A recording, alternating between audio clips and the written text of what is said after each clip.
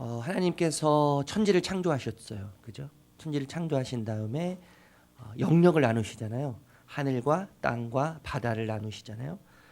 그런데 여러분 우리가 12장부터 계속 읽어 나가는 내용이 뭐냐면 하나님께서 영역을 구분하신 그 영역에서 엉뚱한 짐승들이 나오기 시작한다는 거잖아요. 그래서 땅과 하늘과 바다 이렇게 나눠졌는데 12장에서는 붉은 용이 나오죠. 붉은 용. 12장에서는 하늘에서 나타난 붉은 용에 대한 이야기가 기록되어 있죠. 그리고 어제 우리가 살펴봤지만요. 어제는 바다에서 올라온 짐승에 대한 이야기예요. 그 이어서 오늘은 땅에서 올라온 짐승에 대한 이야기인데 여러분 어제 그 바다에서 올라온 짐승과 오늘 땅에서 올라온 짐승의 모습이 많이 다르죠. 우리 11절 말씀 한번 다시 한번 읽어볼게요. 11절 시작. 땅에서 올라오니 어린 양같이 두 뿔이 있고 용처럼 말을 하더라. 여러분 땅에서 올라온 짐승의 모습은 어떻죠? 어린 양 같아요. 그죠? 어린 양. 양인데 어려요. 굉장히 순수하고 여리고 그죠? 그런 이미지죠. 그런데 말은 어떻게 하죠? 용처럼 하는 거예요. 외모는 어린 양 같은데 말은 용처럼 해요. 우리가 여러분 외모를 보고요. 사람을 평가했다가 속을 때가 참 많잖아요. 그죠? 굉장히 괜찮게 보이는 목사로부터 굉장히 괜찮은 것 같아서 다가갔지만 얼마나 많은 분들이 상처받는지요. 예. 그래서 저희 교회 오시는 분들도 굉장히 많으신 것 같아요. 예. 목사이기 때문에 굉장히 선할 것 같고 믿음이 좋을 것 같고 말씀대로 살려고 노력할 것 같은데 하나님과 굉장히 가까울 것 같은데 외모로는요. 저도 그렇게 보이죠. 그런데 하나님만 아시는 거예요. 예. 우리가 외모를 보고 얼마나 잘 속아요. 그래서 이런 말 하죠. 너 그렇게 안 봤는데 이런 말 하잖아요. 그렇죠? 저도 그런 얘기가 들릴 수 있는 충분한 사람인 거예요. 너 그렇게 안 봤는데 말은 여러분 사람의 생각과 가치와 인격과 성품을 드러내요. 말은 그 사람이 어떤 사람인지 누구인지 사람됨을 담고 있는 것이 말이잖아요. 그 사람이 하는 말. 외모가 아무리 양 같아도요. 용처럼 말한다는 것은 그의 본질과 정체는 뭐예요? 어린 양이 아니라는 거예요. 그의 본질과 그의 정체는 용이라는 거죠. 용. 여러분 용은 12장 9절에서 이야기하는데 사탄이고 거짓이고 악의 상징이잖아요. 우리가 잘 알죠. 사탄은 거짓의 삼촌이 아니에요. 어머니도 아니에요. 거짓은 사탄은 거짓의 뭐예요? 아비라고 하잖아요. 아비. 아비라는 말이 어떤 의미예요? 악과 거짓의 뿔이라는 것이죠. 그러게 여러분 땅에서 올라온 짐승의 정체는 용의 말을 하는 악이고 거짓이고 사탄인 것이죠. 외모에 얼마든지 우리가 외모를 얼마든지 꾸밀 수 있죠. 그런데 여러분 말은 꾸미지 못해요. 마음에 품고 있는 것이 말로 표현되기 때문에 그렇잖아요. 그래서 여러분 말은 그 사람의 거울이에요. 그런데 여러분 하나님의 관심은 우리의 외모에 있지 않으시죠. 하나님의 관심은 우리의 마음에 계세요. 우리의 마음을 보시면서 그 관심을 끊임없이 갖고 계시는 것이 우리의 마음의 세계예요. 마음의 세계. 그러기에 여러분 우리의 마음이 늘 하나님의 마음과 합한 상태에 있어야 되는 거예요. 하나님의 마음에 합한 상태. 이 합하다는 표현이 여러분 우리가 잘 알죠. 사도행전에 보면 다윗을 보시면서 표현하세요. 다윗을 보시면서 다윗은 내 마음에 합한 사람이라고 말씀하시거든요. 내 마음에 합한 사람. 이 합하다는 말을 정확하게 이야기하면요. 하나님의 마음이 내 마음이 돼서 하나님의 마음을 기준으로 삼고 살아가는 그 상태를 하나님의 마음과 합하다라고 이야기하는 거예요. 하나님의 그 마음과 합한 상태가 모든 것의 동기가 돼야 돼요. 하나님의 마음과 합한 상태, 하나님의 마음이 나의 기준이 되어서 그것이 우리 삶의 모든 이유가 되어야 되죠. 여러분 어쨌든 이 용의 하수인 이 땅에서 올라온 짐승에게요 중요한 임무가 있어요. 12절에서 15절인데 우리 한번 읽어볼게요. 12절에서 15절. 12절에서 15절 시작.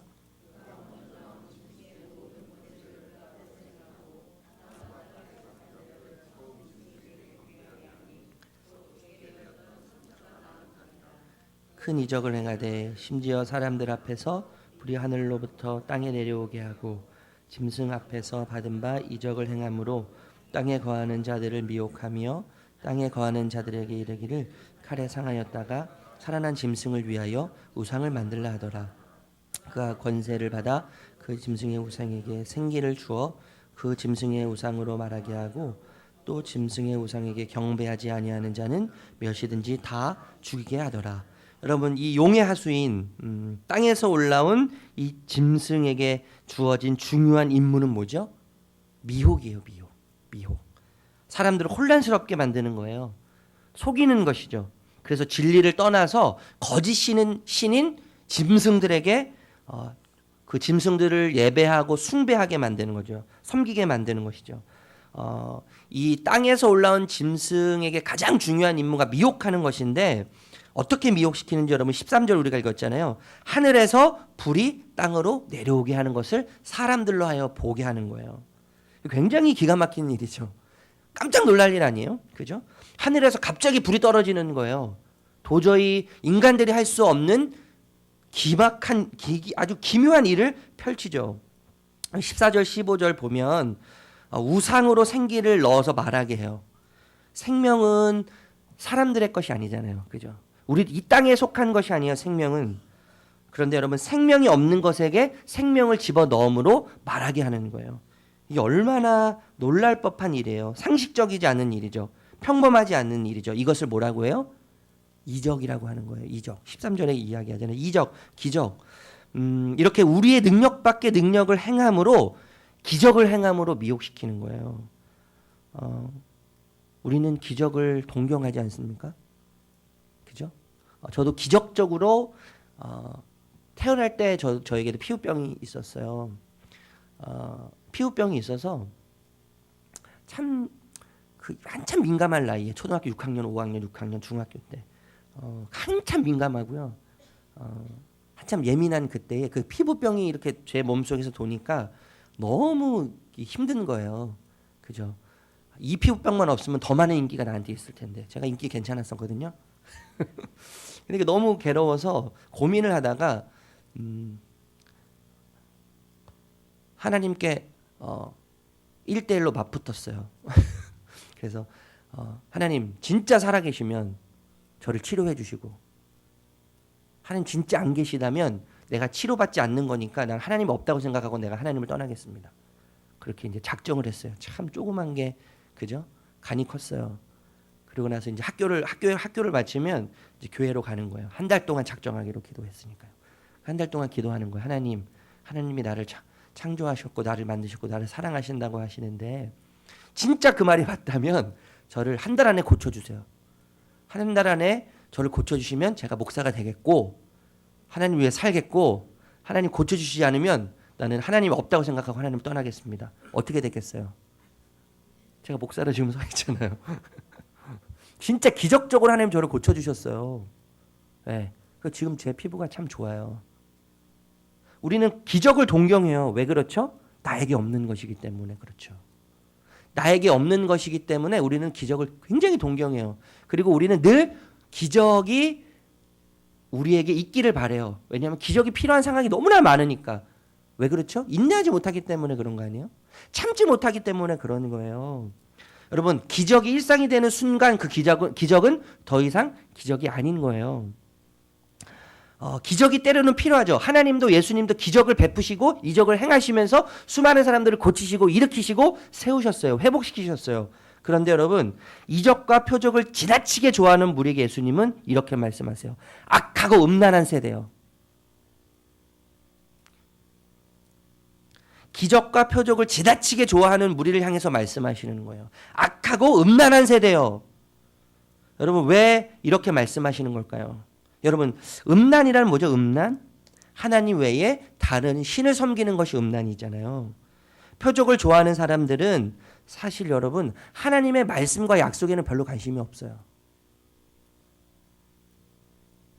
하나님의 약속과 말씀으로는 만족하지 않고 그것이 충분하지 않다고 생각해요. 그래서 자신을 만족시켜줄 또 다른 것을 찾아 헤매죠. 그 찾아 헤매면서 찾는 것이 뭐예요? 기적과 표적이죠. 그 중에 하나가 이 기적과 표적인 거예요. 그리고 기적과 표적을 숭배하고 예배하죠. 기적과 표적이 없으면 약속이 아니고 말씀이 아니라고 생각해요. 심지어는 단정짓죠. 여러분, 이 행위는 하나님 외에 다른 신을 구하는 것과 똑같은 거예요. 그래서 예수님 뭐라고 말씀하세요? 음란하다고 말씀하시는 거예요. 음란하다. 음란하니까 하나님 외에 다른 신, 없는 신, 가짜 신, 죽어있는 신을 찾고 헤매이기 때문에 뭐예요? 악한 것이죠. 그래서 예수님 말씀하시는 거 아니에요? 지나치게 표적과 이적을 좋아하는 무리들을 향해서 악하고 음란한 세대예요. 여러분, 왜 이적과 표적을 좋아하는 무리는 하나님으로 만족하지 못하고 말씀으로 충분하지 못하다고 판단할까요? 혹시 우리 중에 그런 분 계시나요? 말씀으로는 충분하지 못하고 하나님의 약속으로는, 하나님으로는 만족할 수 없다고 생각하는 분 계십니까? 더 하나님 외에 하나님 말씀 외에 나를 더 만족시켜줄 어떤 것이 있다고 생각하시는 분이 계시나요? 왜 그렇죠? 왜 우리가 그렇게 생각하죠? 아직 그런 경험이 없기 때문이에요. 아직 하나님으로부터 만족해 본 경험이 없는 거예요. 아직 말씀으로부터 충분합니다라고 하는 경험이 없는 것이죠. 그런 경험이 없어요. 그러니까 말씀 외에서부터, 하나님 외로부터 자꾸 자신을 만족시켜줄 어떤가를 찾고 있는 것이죠. 충분함을 찾고 있는 거예요. 여러분, 하나님으로 우리는 충분히 만족할 수 있어요. 말씀이면 충분해요. 이것을 경험한 자들은요, 다른 것에서 답을 찾지 않아요. 다른 것에서 찾을 수가 없어요. 찾을 수가 없어요. 그런데 여러분, 또 하나의 우리를 좌절시키는 문제가 뭐가 있냐면, 우리는요, 어제 먹었던 음식으로 오늘 살려고 해서 그래요. 무슨 말이냐면, 어제 먹은 음식은 어제로 끝난 거예요. 오늘은 새로운 음식을 먹어야죠. 그렇죠? 어제 받은 은혜는 어제로 끝난 거예요. 어제 받은 은혜로 오늘을 살아서는 안 돼요. 오늘은 오늘 또 다른 은혜를 받아야 돼요.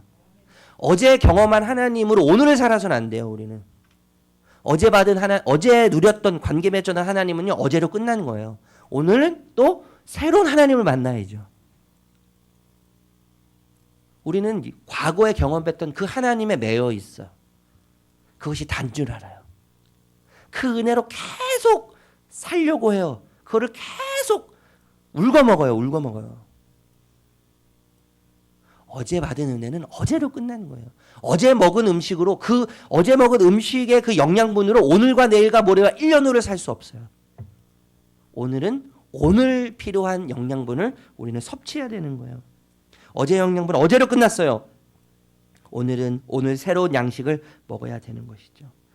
어제 누린 만족과 충분함으로 오늘 그 은혜로 사는 것이 아니라, 그 만족과 충분함으로 오늘을 살아가는 것이 아니라, 오늘 새롭게 주시는 하나님의 은혜와 말씀의 능력과 하나님과의 그 깊은 교제 가운데 오늘 누리는 그 은혜로 오늘을 살아야 되는 거예요. 그래서 새로운 하나님을 만나고 새로운 말씀을 먹어야 하는 것이죠. 하나님과 하나님 말씀으로부터 만족과 충분함을 누리지 못하면 여러분, 가진 자나 배운 자나 자유인이나 상관없이요, 결국엔 헤매다가 만족을 찾고 유익을 찾고 결국 헤매다가요, 땅에서 올라온 짐승에게 미혹당해서 그 짐승의 제물이 되고 밥이 되는 거예요. 그게 16절에서 18절이에요. 16절 18절 읽어볼게요. 16절 18절 시작.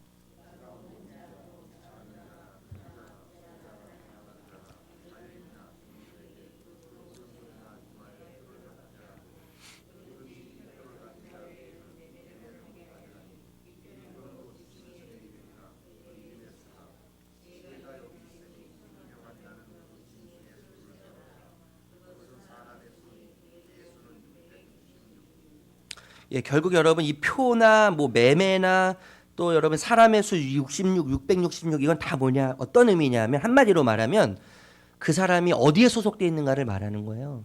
하나님께 인침을 받았느냐 아니면 악의 존재로부터 인침을 받았느냐, 이 소속의 문제고, 이 사람이 과연 무엇을 위해서 살아가는지에 대한 이야기인데, 저는 이것을 좀 생각해 보면 좋을 것 같아요. 어제는 여러분 바다에서 올라온 짐승에 대한 이야기였어요. 그렇죠? 오늘은 땅에서 올라온 짐승의 이야기예요. 어제 바다에서 올라온 짐승의 이야기가 박해와 핍박을 의미한다면 오늘 땅에서 올라온 짐승의 이야기는 핵심이 미혹이에요. 미혹. 다시 한번 말씀드릴까요? 바다에서 올라온 짐승의 핵심 이야기는 박해와 핍박이라면 오늘 우리가 함께 살펴본 땅에서 올라온 짐승의 이야기는 미혹인데 여러분 박해와 핍박 그 다음에 미혹 이것 중에서 여러분 우리는 어느 것을 더 경계해야 할까요? 이 질문을 좀 드려보고 싶어요. 여러분 박해와 핍박은 그 순간은 고통스러워요. 힘들어요. 그런데 교회를 더 단단하게 만들어요. 그런데 여러분 미혹은 교회를 오히려 무너뜨리는 것이죠. 여러분 여러분의 상황을 한번 생각해 보시겠어요? 한국 교회를 한번 상황을 생각해 볼까요? 우리 교회 상황을 생각해 볼까요? 박해와 핍박보다는 뭐예요? 미혹을 더 경계해야 되는 거죠. 미혹.